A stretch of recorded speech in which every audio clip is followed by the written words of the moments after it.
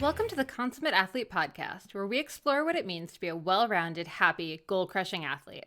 Every week, myself, sports journalist Molly Herford, and cycling coach and kinesiologist Peter Glassford interview experts and chat through all of your training questions. We're excited to have you along for the ride. Hello. Welcome back to the Consummate Athlete Podcast. Peter, how's it going? It's going well. One of my favorite topics and is on deck today. Yes, you've been on me to make a t-shirt about this for like years now. So spoiler alert, a big part of why we wanted to do this episode is because I finally put together our Cross Training is Not a Crime t-shirt, which is available in the Consummate Athlete store. But also because fall is, of course, the time people start thinking about cross training, especially people who are finishing up their cycling season. They're in areas where the weather is maybe a little less pleasant out. Everyone starts kind of thinking about cross training all of a sudden. So we wanted to kind of talk about our philosophies on it and sort of the ins and outs, I suppose. Okay, so you said cross training is not a crime? Cross training is not a crime. Okay, so that's the idea. That's the t-shirt. So you can get it. If we were more organized, we would have this, and you could see it on the YouTube video, which you can check out on the Consummate Athlete YouTube channel if you prefer to watch us and see. Today we have some books to hold up, but not the t-shirt that goes with the episode, but we do have the t-shirt available. Yes, and it's actually on its way to us. We're so excited about recording this episode that we needed to get the episode in before the t-shirts made their way to our doorstep. So it's hype right now. Next week, perhaps we'll wear it. Possibly. But all to say, it might sound odd. Maybe it's obvious to you if you're listening to us that, cross training is a great thing. And, cross training is really like, let's get a definition, it's anything but the main sport. If you're a rower, I only say that because the book I was just reading was talking about rowers. So anything, swimming, perhaps even rowers would have like their rowing erg, which is analogous to like your treadmill for the runner or the indoor trainer for the cyclist. That could even be cross training in some ways because it's not the actual thing. It also can include strength training. A lot of the literature on this talks about strength training as cross training as well, under this umbrella of things that are not the thing that you do. Which is funny because like I almost put like strength and mobility stuff. So your, weightlifting and yoga and things like that. I almost consider them to be in like a separate category from like, if you're a cyclist, like strength and mobility over here, and then like running or skiing or any of those things are kind of over in a different bucket, because I think we've kind of all come to terms with strength training is good for any athlete. I think that's like almost not debatable by anyone at this point. Right. Yep. But the doing other activities, I think, is still kind of up for a bit of debate. And this might be like your tomato is not a vegetable, but it is a vegetable in the way that you use it. So it might be one of these things where, like, if we look at it scientifically, we're going to put all these things that aren't the thing as cross training. But then you might have a couple different things, and you're right. Maybe it is actually a good way to think about it because strength is important. But the more I talk to cyclists, even cyclists that have written books, we have a couple guests coming up who actually I asked them during the episode, great book. And they say even themselves as cyclists, they want to go ride their bike. They don't want to do strength training. So it really is about this doing the other stuff, and why and when and how is really what we're going to talk about today. Yeah. And I do think part of why we wanted to do this episode, we've done cross training episodes in the past, certainly, but I think part of it is our approach as we're getting a bit older has started to shift a little bit more towards the longevity side of things, in addition to performance. Obviously, we're both still racing, still, pretty serious athletes. Let's be honest, it's trendy right now. It's all trendy right now. Because I don't know, I'm still like, it's going to swing back the other way. But, we love the Starrett's book. They were on just a couple episodes ago, one of our first videos you could watch on our YouTube channel.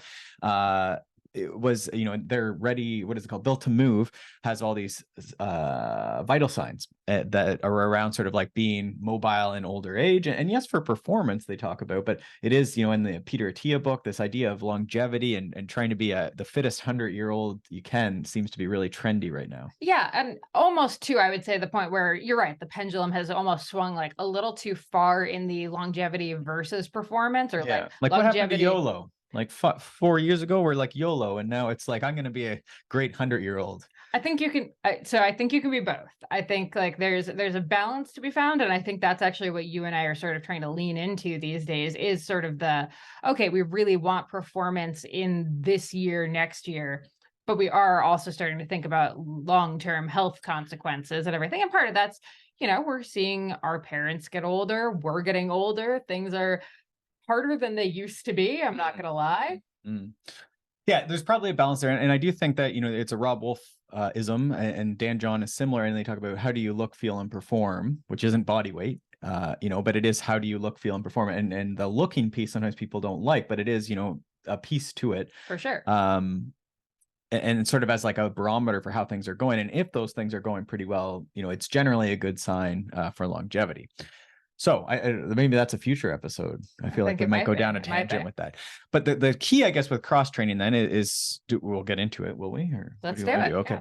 Yeah. So with cross training then is how, as a cyclist, most of us are middle-aged cyclists, adult cyclists. Speak for yourself. How do we incorporate this into a week? And when, is it okay to do it in the summer? I actually wrote an article for Canadian Cycling Magazine. I don't know if we can link to that, but it's in Canadian Cycling Magazine. Just sort of this like contrarian view. And it really is where the heart of this t-shirt, this cross training is not a crime, comes from, is because a lot of clients actually come to me because I'm okay with cross training, which seems just mind boggling, at least to me. But maybe even the listener might find that like, why are their coaches saying no cross training, right? Like, but this is very common in cycling, at least, that it's like, no running, no whatever. And I get it, because running is very dangerous. Well, and probably people get injured. There's probably a bit of like coaches have been burned by cyclists trying to get into running before. I mean, you see this all the time, having done no running whatsoever and then going out and doing a 10-miler and then being wrecked for weeks. Mm-hmm. So you do kind of understand why some coaches are pretty like leery of cross training when it's kind of just done. Because the cyclist mindset is, I usually ride my bike for 90 minutes. So I can run for 90 minutes. Now we get our first signs of fall here in late October, November. It's maybe rainy. You want to keep to your, your plan that you've developed. Your last race happened and then you got mad. So you developed this really, intense fall training program, but then it rained and you didn't plan for that. So now you have to do 90 minutes because that's how long you always train. So you run for 90 minutes, which you probably can do because the engine's there. You're a very determined, mentally tough person. But then the next week you can't train because you just have like Achilles tendon and everything, all, calves and quads and back. And, so it is the, how do you get into it so that you can actually use this tool? Yeah, exactly. Which is, where our ethos does come in. And that's right. So when you mention ethos, I do have these 3 books. So our ethos is captured in this lovely book. It's called Becoming a Consummate Athlete. If you're watching the YouTube channel, you can check that out. It's right there, but it's also on Amazon. You can check that out. And it does deal with a lot of these things. I think that chapter I just saw was actually incorporating strength into your routine. And so it is a big part of our you could call it ethos, a philosophy. One of our 4 C's. Now, do you want to go into the whys now? Is that what we're edging towards? Is, some of the advantages I see for busy adults, which go together, those 2 words are together. You don't get to separate those words. I don't think they're always together. Adult life is wild, right? You might be going to soccer practice. So if you can jog around the soccer field, I have clients that do that. This is honestly one of my like favorite examples of cross training. And we start with walking, right? Like this is, for the specific to running, that's what often comes to mind. But even for cross-country skiers, we start with walking. It might be with poles in hand, but you start, dry land training. There's a bunch of kids doing that for the ski club where we were yesterday for a bike skill session, but they were doing their cross-country skiing training. There was lots of like running back and forth across the field, intermittent walking. Intermittent walking? I guess intermittent walking. Yeah, technically. Interspersed with running. All that to say, we have these things in life where we're traveling, where the weather is poor. There's all these things. So being able to do a variety of sports, this is really the consummate athlete ethos, as you say, is that you can adapt to the environment. You're not stuck. You have to pedal a bike. So now you're immediately stuck in this like zoo environment where you're on your trainer, stuck in a room with no variability. No environment there. You're in a zoo. You're basically in a cage, right? So we like to say, could you go cross training? Could you go hiking? Could you go to the gym, and see people, different communities? And so it really plays into that ability to adapt to the environment. And then also the one that I think for adults, this is almost counter to what we said about running, is it actually lets you adapt when you're injured. And one of the things we want to really avoid as adults, and especially as we get older and older and older, which is going to happen, is that you can't be inactive. You don't really get that. We were talking about this the other day where a teenager can get hungover, lay on the couch for a whole weekend and then go run a marathon on Monday and they'd be fine. but if any of us tried any of those steps, the hangover alone, but the laying on the couch, you'd wake up and your neck would be just blown, and then let alone trying to start the marathon ordeal, right? So all of those steps suddenly aren't really options. So we need to keep moving. And that, again, could be the base of that is walking, maybe a bit of yoga, maybe a bit of strength. And then whatever your sport is that you enjoy, these big movements. But you're going to find that I have probably 2 or 3 clients with shoulder injuries right now. There's always the knees. Someone goes and plays flag football, so they have an ankle right now, but it's only one ankle. You have another ankle and another set of arms and your body. So there's all these other things. So can you go swimming? Can you go walking? Can you do upper body strength? Any of these things, so that you can keep the rest of your parts moving. Yeah. And I think the key there is like, if you're starting it now before anything is injured, it's a lot easier, right? Like even walking, you don't really think of it as being difficult, and you're probably scoffing hearing this, but I mean, we know a lot of people, a lot of older adults for whom walking is not the easiest thing in the world, right? There's various like foot and hip and back and whatever pains. Yep. So if you're, getting in the habit now, while it is just still this, quote unquote, really easy thing to do, you're so much better off, whether it's injured or 20 years down the line. That's right. And we know it's the most portable thing, but it's also maybe the most human thing. And it's something that really, if we get into those 8,000, 10,000 steps a day, which is, over an hour of walking, probably really for most of us, we get low level cardio, which a lot of us actually as cyclists end up missing because we're always in this middle ground of intensity. So there's actually a lot of benefits there as far as just low level aerobic ability. This feeds into sort of your glucose control, metabolism. There's certainly range of motion through those ankles, hips, arms that we're not going to get from sitting at a desk and sitting, on our bicycle. So that that walking, but also running are very important. Yeah. And I think this is one of those like misconceptions that's kind of coming from pro cycling, and not even pro cycling today. This is like pro cycling like a decade ago, and just kind of what we're still kind of hung up on is pro cyclists really don't walk a lot. They don't really do anything other than ride their bikes a lot. Now we're seeing more and more. You see like Pidcock running a sub 15 5K or something. And, a lot more cyclists are hitting strength training and things like that. But for the most part, they're riding their bikes. But the thing is, like, we're not pro cyclists. We have a whole lot of other, things that we're trying to do with our life, / no one's paying us to ride a bike. Right, exactly. Right. And we're sort of trying to preserve it. And again, this is where the strength training and these other things can help.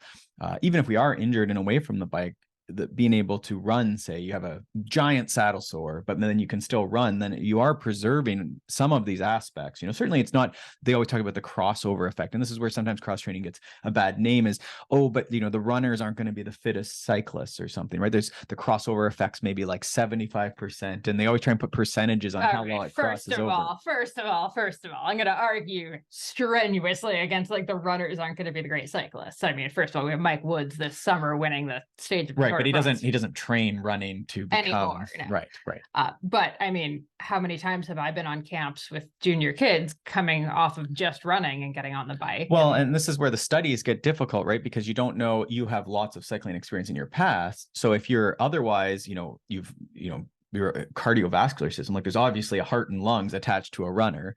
So even if those, the leg muscles and, the certain movement patterns aren't super grooved, if you do have a history in it, then of course you would bet on someone whose heart and lungs and metabolism are running very well. The mindset of moving for hours on end is a big part of this. Like, probably you've experienced where if you don't do anything and then you try and go do a 3-hour ride, it seems like the longest ride ever. But if you're used to doing 3-hour rides, they go by much quicker. Sure. Yeah. So, yeah, I mean, of course. And so this is where I always say, like, would you bet on the person who can train as much as you, but then also runs, a couple 4K runs? Like it takes them 20 minutes, they just jog, to the store and back 2 times a week on top of what you're doing. Would you bet on, like, would you expect that person to be a little bit fitter, a little more athletic?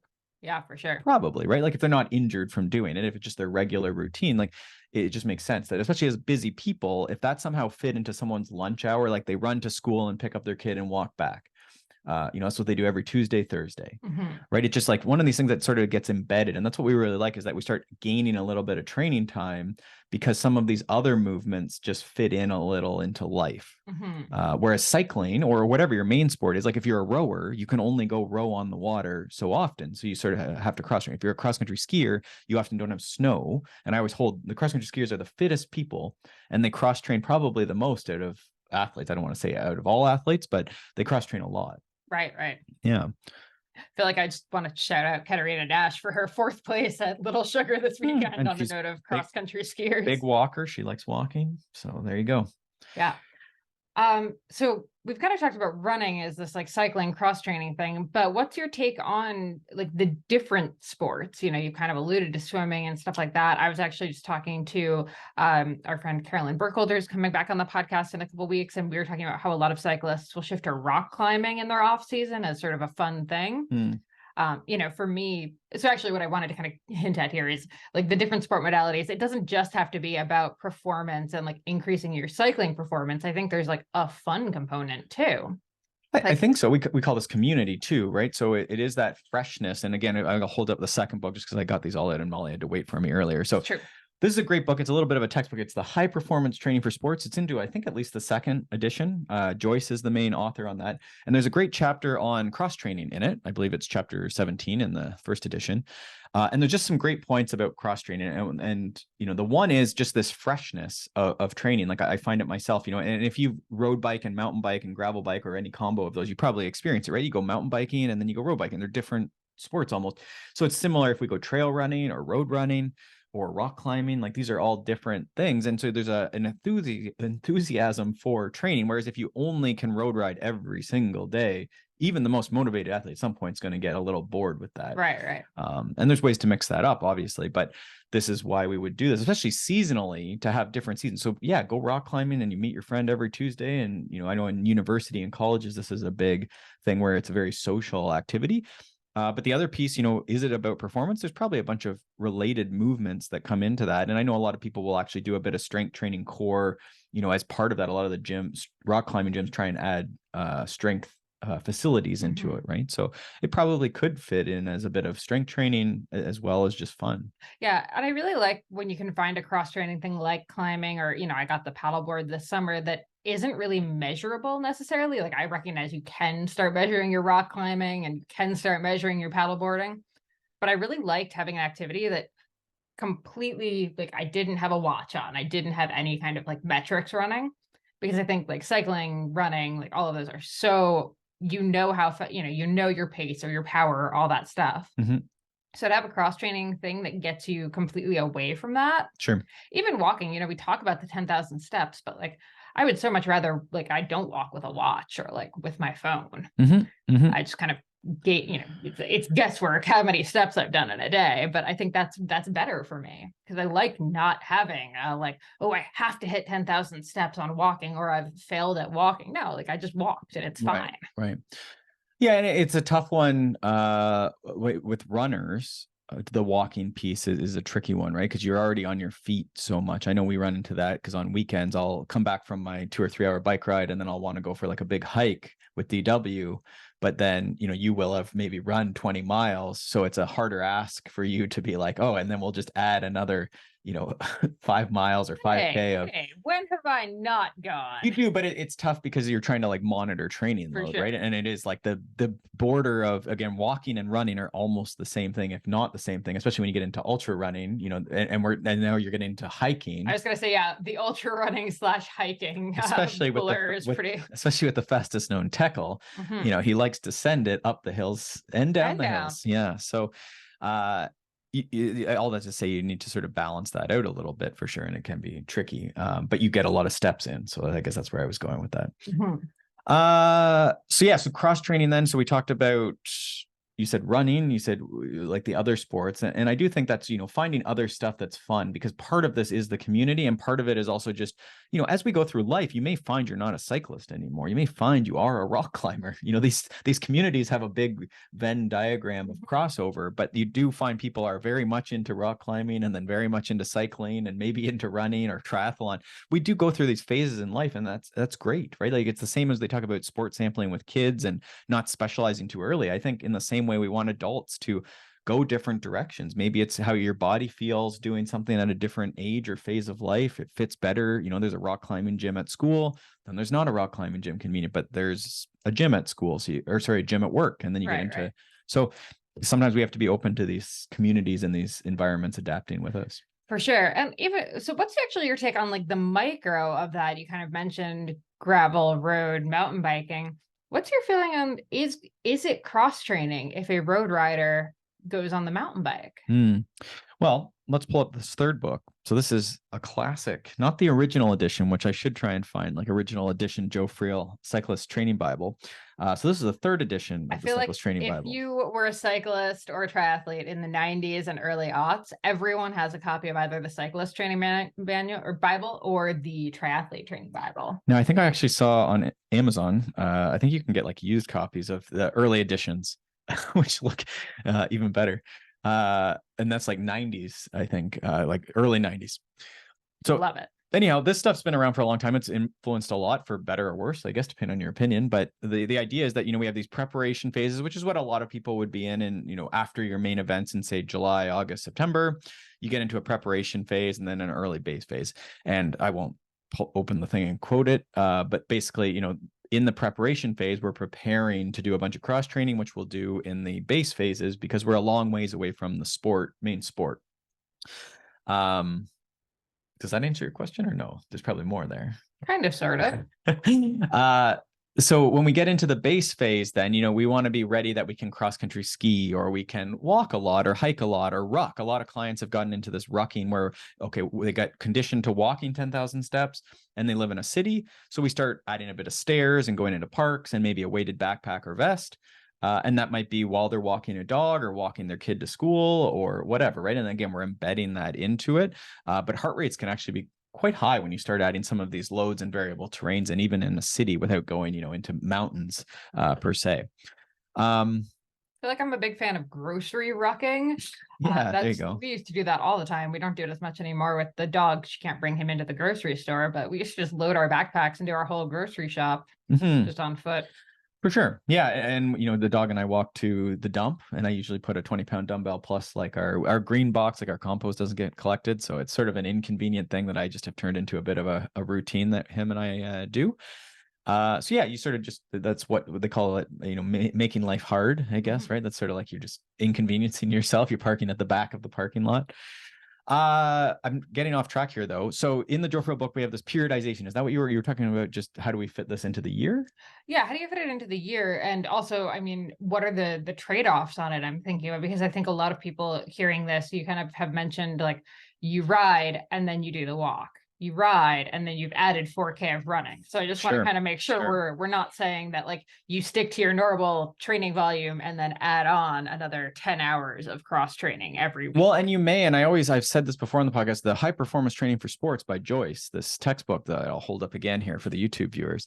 It actually had a great insight that I always say, like I slap my forehead, that indeed that's the purpose of cross training, is in the general preparation or base phase, you start cross training more and that raises the volume. Right. So for the time crunched or time limited person, the busy adults, this might be, yeah, I walk all my errands and the kids to school, and while they're in the pool, I'm walking around, and it's quote unquote just walking, but you're really upping that amount of movement in your day on top of, yes, you still do your hour of biking or running that you're used to doing.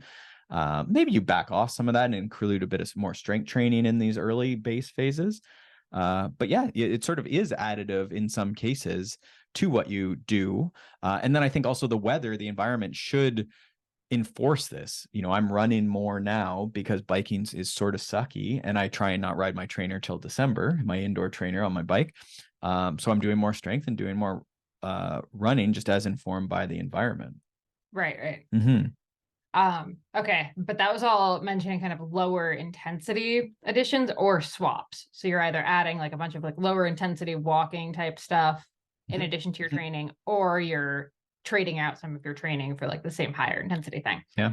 So just the caveat of like, if you're adding in higher intensity cross training on top of your other training, just make sure you're fueling appropriately and like still resting and all that fun stuff. Sure. And you want to be careful not to change too much at once. So again, preparation phase, certainly. But early base phases generally don't have a lot of, intensity in them. I tend to be, I guess where the Joe Friel, like this is that linear periodization where you sort of do like a easy block, a base block, and then maybe a bit of tempo and then a sweet spot and threshold, then VO2, and then you race. I tend to be of the opinion that you can include a bit of intensity year round, but you just want to be careful not to overdo it, especially, you've come off of intense race season. Like it is good to give the intensity a bit of a break. And if you're also adding running, which is very neuromuscular, there's a lot of shock and some strength training, which tends to be, again, neuromuscular, tough on the muscular system. This is, people say they feel tired and slow after doing both those things. So then they stop doing them. But because we believe it's not a crime, the idea is that you ease into them. And again, as you say, the biking is going to be more low intensity this time of year, and just really support that aerobic system. That's what we're trying to rebuild, is that aerobic base. Most of us can use lots and lots and would get better. I always give this challenge that if you just did a couple months of like only zone 2, or you could call it MAF training or endurance training, whatever you want to call it, probably most of us would see a tremendous improvement without, any suffer intervals or anything like this.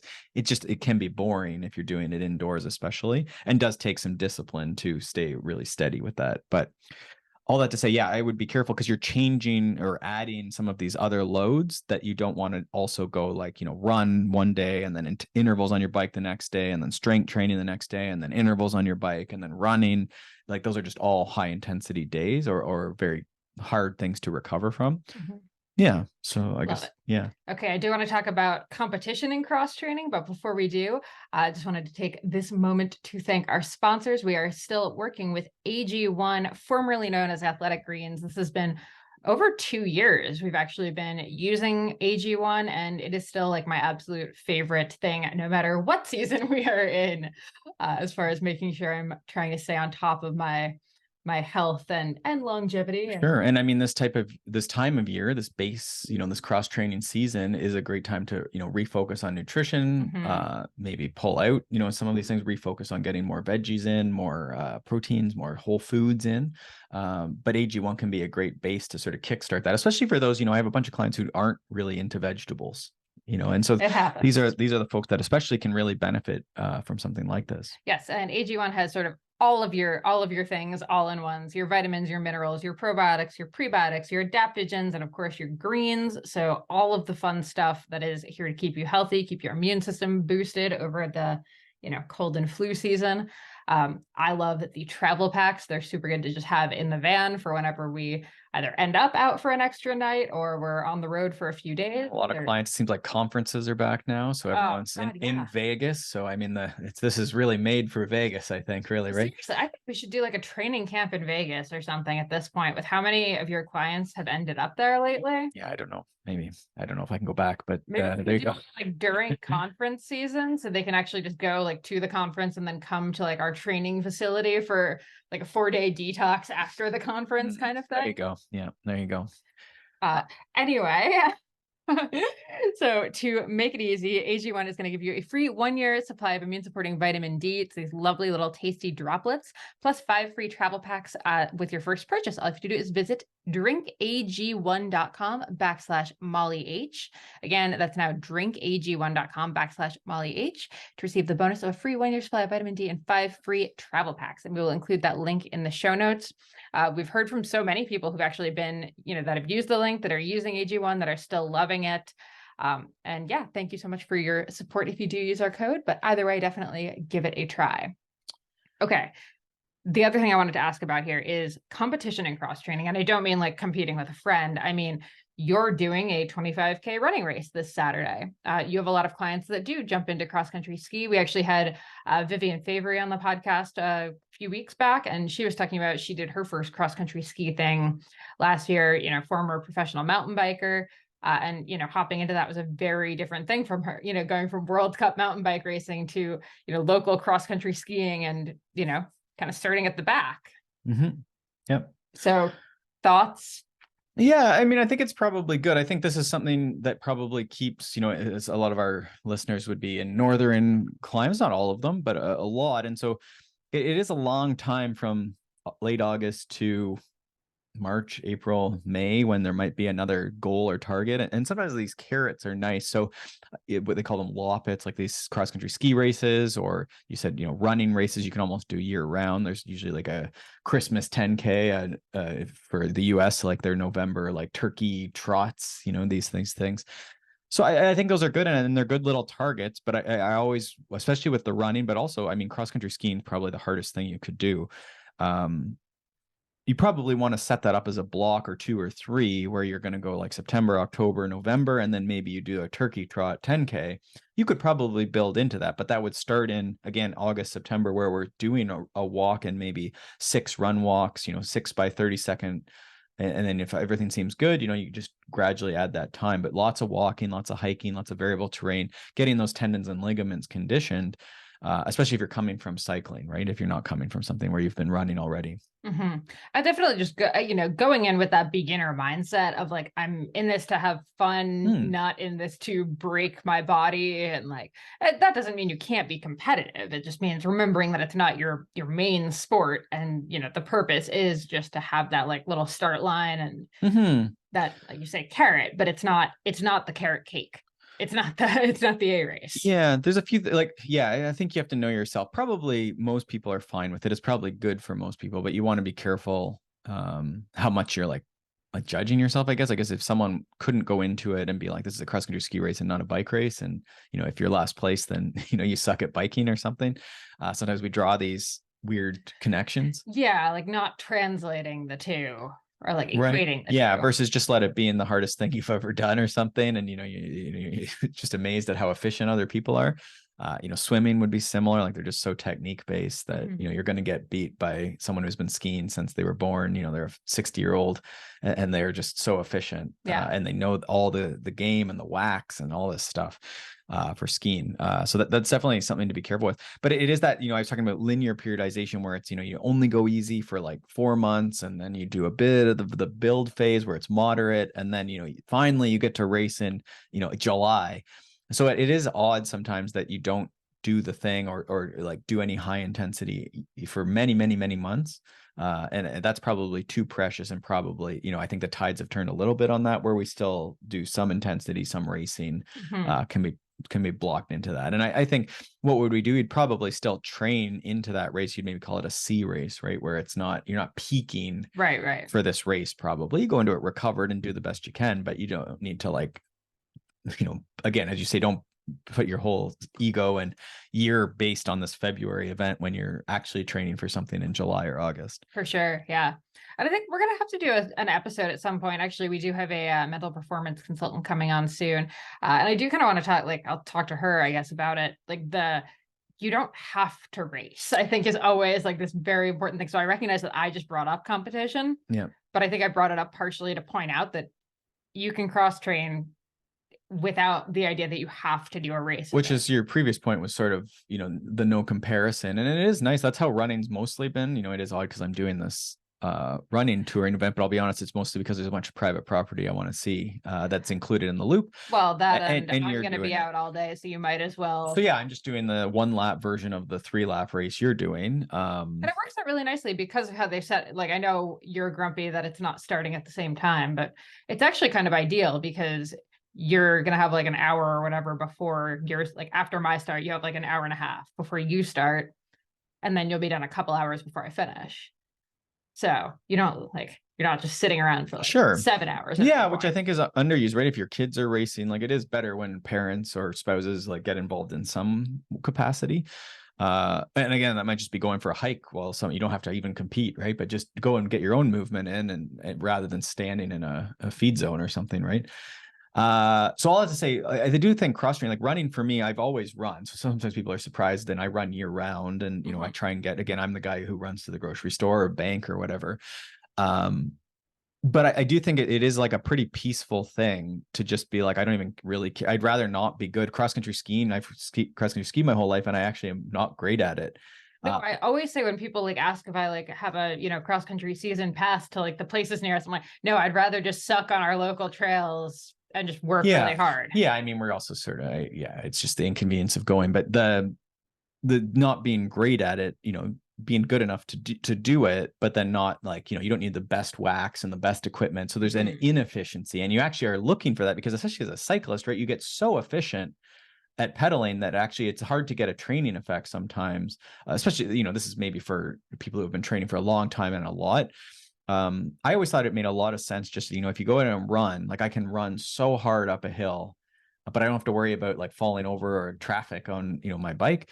And I'm just not as efficient. The heart rate goes higher. So then I just always felt like that was something that, there'd probably be a piece there if you could do that without, injuring yourself, that there'd probably be some cardiovascular stimulation. Your heart would be like, what is going on? Like, how is the heart rate this high all of a sudden?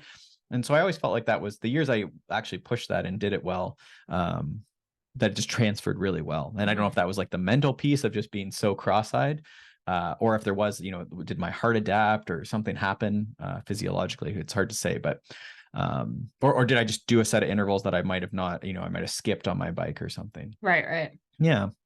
Makes sense. So there you go. You can compete or not, but probably caution, right? Because if your main sport, again, we're talking about cross training, which is by definition not your main sport. Yeah. So yeah, it's always, you want to be careful. As you say, some people do cross country skiing stuff, or like maybe a lot of it is like longer. It almost like motivates the training. So it's almost like in the way that people now bike pack a little bit, like they go bike pack and they ride for 6 hours, 3 days in a row. And it's like, oh, wow, what a great volume camp. Yeah. So some of these Loppets are like, they're going to ski for 70K. It's a good adventure. Maybe they ski 70K back the next day. And so it's an all day thing. And so it's like a great endurance thing, but they're not necessarily going to 10 out of 10 effort and like cross-eyed and like crawling home. Yeah. It is just wild to me now with cycling. You can pretty much race all year round on the bike at this point especially when you add in like e-cycling stuff. Sure. Like holy moly, like track and fat bike alone, like spring classics. Yeah, so it's really cyclocross till say December, January, even if you're domestic. Even in Canada where cyclocross sort of gets canceled by snow, it's November 12th or 20th, I think, maybe. Yeah, and then I think that's what our nationals are around. That's like almost December. And then certainly you could jump into track, and I'm sure fat biking, depending on where you are as well. So you're right. You could be in a pedaling motion all year. So I actually do think like if you're someone who does race, 10 months out of the 12 on the bike, probably don't have any start lines in cross training, like unless it is just you can do it very casually, very fun, just for the sake of like, honestly, so that way when you do line up again after that like 8 or 10 week break, you are really excited about it, and it's not just this continuous cycle of start lines. It's tricky, and I don't know, I think it's a little bit personal, but I always felt like once you get into September, for me, like it's tough to do cyclocross. Like I've enjoyed the years. I met you because I was gonna say, thank goodness. But it's just it becomes a long year if you're also racing in April all the way through till like whatever, October, November, December. Like that's almost an entire year, let alone, as you say, with like if you're doing Zwift racing every week, it is that like 10 out of 10 intensity. Okay, so here's my question. The year we met, had you planned to keep going past like say Gloucester? I don't know. Yeah, I'm sort of a fair weather. I don't like the cold at all. I hate standing around. So that single speed world championships in the like foot of snow in Philadelphia, that was great for you. That was random, but yeah. But those are sort of fun too. I mean, cyclocross maybe is an okay way, but yeah, I think you want to be careful with the racing. And I guess the better question here with cross training is, could you be bold? This is an individual question, but there's some thought that, you actually don't do really much cardio aside from maybe walking, and you could do probably 1 or 2 months of a very anabolic, so strength training focused, higher protein intake, really sleeping well, really eating well, like almost like bodybuilder style, but you could strength train in any way you wanted. I don't know. It's like one of those things that a lot of us, especially if we're going back to that longevity, tangent we went on to start off with, like you wonder if your metabolism and your muscle, your strength, your explosivity, and then your motivation for cycling, as you started, adding in a bit more cross training cardio and then a bit more bike specific stuff as you get towards the new year, And then again, like I sometimes lay out this Joe Friel book. It has this is your classic, ATP or annual plan. If your race isn't until July, right? Like you could almost, the Joe Friel book, this is in Training Peaks, is their automatic annual training plan builder. It's like January, February, March are base, April, May are build. You really sounded like you were about to sing a nursery rhyme. Yeah, it's almost beautiful, right? And then June, July, and then there you go. There's like 2 peaking months. Like there's almost bonus months there, right? And then it's like Leadville for you or whoever, if you're doing July or August are usually when the big races are. And even if you're doing like an Unbound, that's what, or 1st of June, late May, like it's almost enough months there, even if you just sort of started in January. Would you do that? Probably not. You probably start, a bit more in your bike stuff, but I do pose that question that you could probably do a very nice anabolic rebuild. The body is feeling good, work out any niggles and injuries. Your butt isn't sitting on a saddle for a couple months or a month even. And or, you could combine that with a bit of cross training, right? You're also going to do some pole walking and rucking. You're going to stay off your bike, take my no trainer till December challenge. I don't know. It strikes me as like a pretty good way to be super motivated and super strong coming into the spring. This sort of sounds like you're about to start your no trainer till December challenge here. Are we challenging people? We should. Yeah, I said, I actually put it into all our coaching clients, like it's in their Training Peaks as like a reminder. And I always hesitate, right? Because I'm also like somewhat privileged in that, like, I'm willing to just go walk and, there's nothing urgent.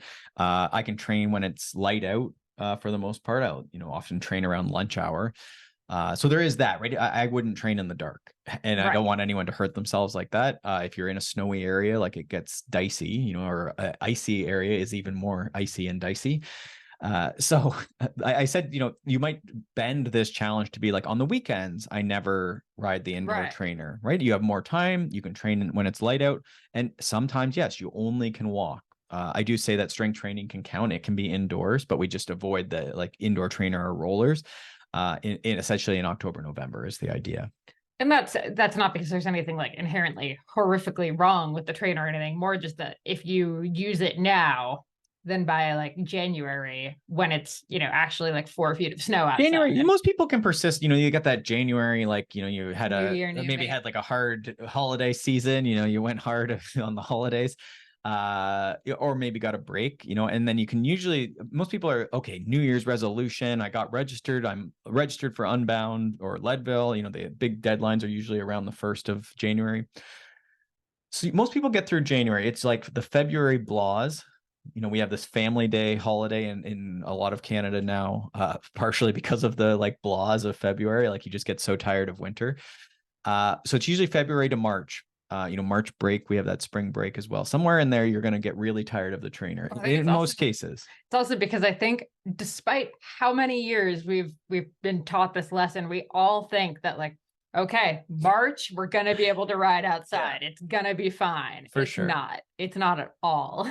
And so that's, what I see is like this, there's no break and no seasonality. And again, most of us don't need a huge break. This is a question actually for our AMA today with our clients. We do like a monthly meetup with our coaching clients. And one of the questions is like, how much of a break should I take? And, it really depends. If you're injured and burnt out, you need to take more of a break. If you're a professional cyclist who just did, the Lifetime series, you did all these big, massive 100-milers and are just like burning it as hard as you can, you probably need to take 2, 3, 4 weeks, maybe even longer, basically off.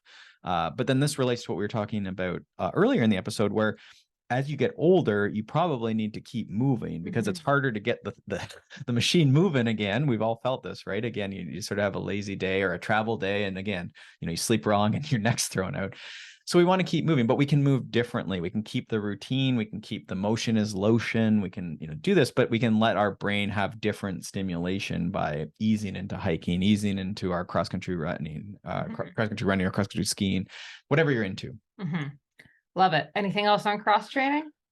Yeah, I don't know. We could probably, the other thing is just, just again, a reminder of with strength, with anything where there's impacts, especially as we're becoming adults, you want to just ease it. It doesn't take a lot. We really like that 10 minutes a day of core as the starting thing, when you're starting strength, quote unquote, that's sort of a trademark thing. But when you're starting, it doesn't take much. So, you can do 1 set of 8 is a great little routine that I like. You pick 8 exercises full body. Don't be weird and say like cyclists only train their lower body or only their upper body, Still because makes you no you sense. lose. There's people are split on that one, and I always laugh at that. But all the body parts, full body motions. So your press, your pull, your squat, your lunge.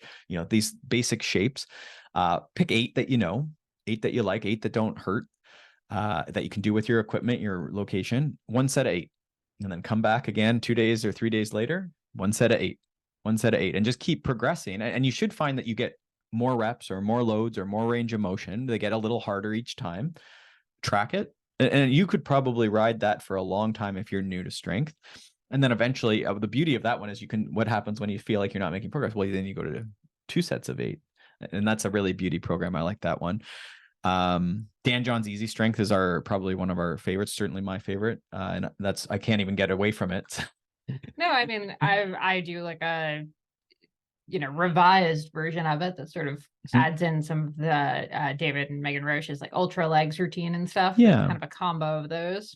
But even still, it's 20 minutes twice a week. Sure. And I think that's a good, easy, like tangible way that a lot of cyclists, it could go in after or before a bike, we do it more in the morning before, although you do yours a lot of times after your run or something. I do mine after my run, yeah. But I Um, also have my yoga core routine every morning. Right, right. But I think this is the idea that we start easing into that, and less than you think. So, you'll pull up again this Joe Friel Training Bible, 3rd edition here. I'm holding this up for YouTube. It has routines in it, but it's going to be like 3 sets of 8 to 12, maybe even more. It might be 15 to 20 in the anatomical adaptation. So the first routine that's suggested, and then it does have like your max strength and these ones that go to lower reps. But like that, to do that number of 3 sets of 15 of a bunch of exercises, like you'll be in the gym for an hour and 15 plus minutes. And so I find that that's just way too much time for most people. Certainly I can't handle that. I try and keep most stuff under 30 minutes. And maybe we get an extra day or 2 into the week that way as well. And so the frequency can be higher, but then the soreness is less, hopefully. And the mental anguish of being like captive in the gym or, whatever is better. And you can go out and do a bit of walking afterwards, or a quick spin on your bike, or a quick jog or run walk. You can really start mixing it up, and you have more energy for the rest of the day. And I think we'll link to it in the show notes, but we do have a post that's like the, 5 or 6 things that we have in our quote unquote home gym, which is not actually a gym. To be clear, we do not have a room that is the gym. It's the living room. Mm-hmm. And I think most, I'd say, endurance athletes don't necessarily need a gym membership to do their strength. I think that's probably like the question you get a lot this time of year. A misconception people have is that like, oh, strength training, I need to be in the gym. Sure. Yeah. I mean, you have to know yourself. If there's a gym at your work, if you have super easy access, a lot of clients, they're in a condominium and there's a gym. So like use the gym. But if it's an excuse to not do the 10-minute routine I just asked you to do, that's what I usually see is like, it's, I have to do this 60-minute magic routine twice a week. But then the person who's just doing 10 minutes most days gets the routine, sees the benefits. They could only do 1 push-up to start, and now they're rhyming off 20 plus push-ups. Mm-hmm. It's just hard to argue with, and that we see that best success with that. Now, again, if you like the gym, you are someone who's very strong and really likes doing squats, you have a personal trainer that you've got an appointment booked with, you have the means to do that. Like, I think the gym can work really well, but it cannot be an excuse. So in 2 weeks, if you don't come back and you aren't doing better with your strength, then it needs to be at home for sure. Mm-hmm. And again, start 1 set of 8, lunge, push up, just find like some cans of soup and bent over row. Like, you don't need any equipment. You probably have enough heavy stuff around your house. Get your hydration pack and put some cans of soup or rocks in it or something. Grab some rocks from outside and away you go, right? Just invent a little routine. It doesn't have to be the perfect routine to start, and just go at it. And then in a couple of weeks it can get fancier, but I don't rush it for sure. Yeah. And I don't think with that one, like the goal is not that then eventually you join the gym. I think it can be like, sure, fine. But I think we always think of like the gym and like the big squat rack as like the pinnacle of strength training. And I just don't think it has to be for a lot of us. No, I mean, we're not getting a squat rack for the deck, and stop asking. Well, I would like one, or like everyone had to get trap bars, and we love Stacy Sims' book Roar. It's another great way if you need some of these books are great at convincing you need to do strength training. And perfect, her book is, it's really targeted towards like menopause, getting older as women. But I think I always say the big rocks of that book are, strength train is important, lift heavy shit, I think is one of her big things. Some jumping, I think preserving the ability to jump at all. So this could be jump rope, and then protein. Protein's important. We need to increase probably the amount of protein, try it, track it if you don't believe it, and see where you're at. Where was I going with that? But yeah. Trap bar. Oh, she loves trap bars. Yeah. So of course everyone needed to get trap bars at home, which is just a weighted deadlift that's shaped in is it a hexagon? Something like that. No, it's a trap. Trapezoid? I don't know. Here, I don't know. Is it a hex? 6. Two trapezoids Six. like It's the hex. back to back. Hex. Yeah, I don't know. Hex is 6.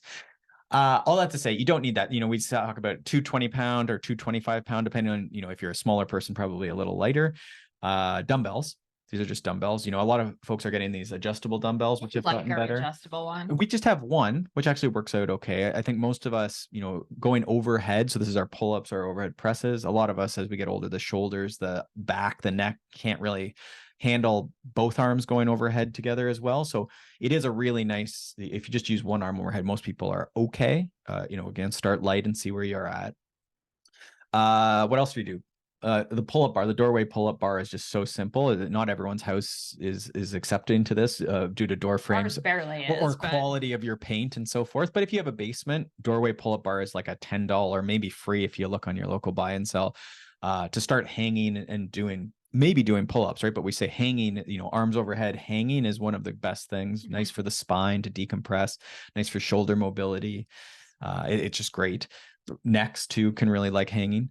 I don't know. We have like a bunch of little things, like you have an ab wheel. We've got some bands that, I'll use for like foot pull apart or whatever you want to call it. Like sideways walking or clamshells. Again, these are the things like when you go to physio because you're injured, what are they going to tell you to do? They're going to tell you to do clamshells, maybe some like side planks, maybe some band sideways walking. If you just Google any of these things, you'll be able to find them.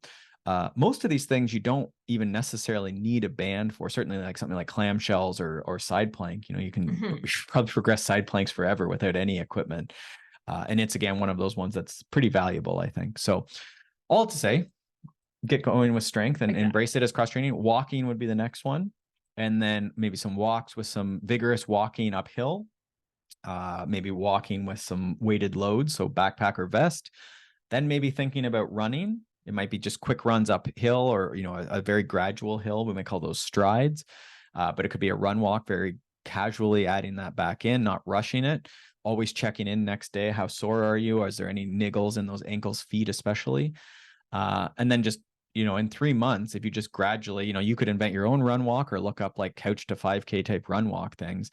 You'll be running in 2-3 months, 5K, 5 miles. Like it comes quickly, but if you do it all today, it ends quickly as well. So the running is a great one. And then, whatever else is accessible to you is really, as far as cross-country skiing and these more epic, cross training things that come to mind. Well, I think the fun stuff too, the like indoor rock climbing, like heck, take dance classes with your spouse or team partner. Sports, and we haven't even spoken about team sports, but again, when we're talking about community, some of that side-to-side motion, again, very dangerous for adults to suddenly go and play ultimate frisbee or pick up football or any of these things. Yeah, but also really good for you. But again, try and be, self-limiting in these somehow, miss some shifts or practice, go out and play in a field on your own a few times before you go to the actual game or practice.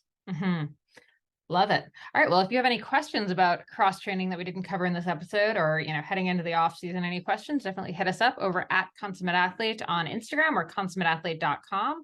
We'll have all the links to the books and everything in the show notes. And whether you're watching this on YouTube or listening to it on whatever podcast network you listen to it on, please do us a huge favor, subscribe, rate, review. It is super, super helpful. We super, super appreciate it. And if you're not sure how to rate or review, if you head to consummateathlete.com/review, I actually have sort of how to do it and all of the links to all of the different places you can do it. So it'd be so helpful, and we would very much appreciate it. You. I know, right? Paired with the link. There you go. Don't forget to also head to consummateathlete.com to look at our Cross Training is Not a Crime t-shirt. That would be great. Yeah. There you go. I'd love to see you repping that. All right. Thanks so much for tuning in, and we will see you next week. Thanks so much for tuning in to the Consummate Athlete podcast. If you want to hear more training, racing, and endurance sport advice, make sure you subscribe to the podcast and leave us a rating and review. You can also subscribe to our newsletter at consummateathlete.com for a weekly dose of inspiration and advice straight to your inbox.